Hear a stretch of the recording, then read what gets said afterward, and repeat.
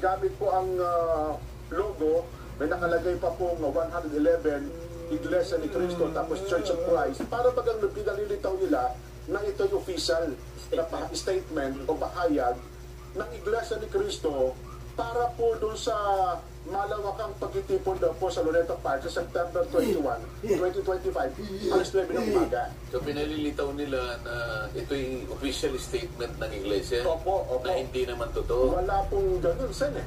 Kaya Opo. So, bakit naman kaya, sino naman kaya ang grupo ang gumawa niyan? Yun na nga po, Sen. Kaya narito po, at babasahin ko po sa inyo, ang official pong ito'y circular na mababasa sa mga pagsamba sa mga darating na araw. At ito po sa lahat ng kapatid, sa lahat ng kaanib sa Iglesia ni Cristo sa Republika ng Pilipinas.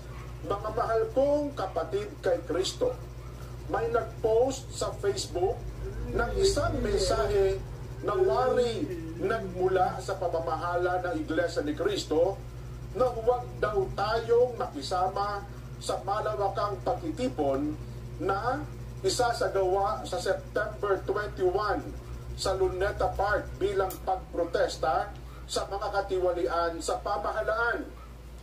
Hindi totoo na iyon ay galing sa pamamahala. Wala kaming pinalabas na ganoong mensahe. Kung mayroong dapat iparating sa iglesia tungkol sa ating mga aktibidad, ito ay ginagawa natin sa pamamagitan ng sirkular o mensahe na ipinaabot sa ating mga pagtitipon.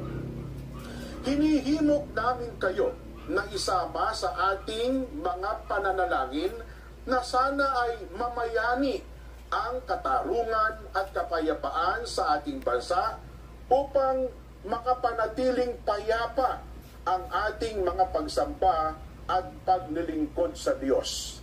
Umaasa kami na malinaw sa inyo ang nilalaman ng palibot liham na ito. Ang inyo pong kapatid sa Panginoon, nakalagda po rito ang ating pong pinakamamahal at tagapamahalang pangkalahatan.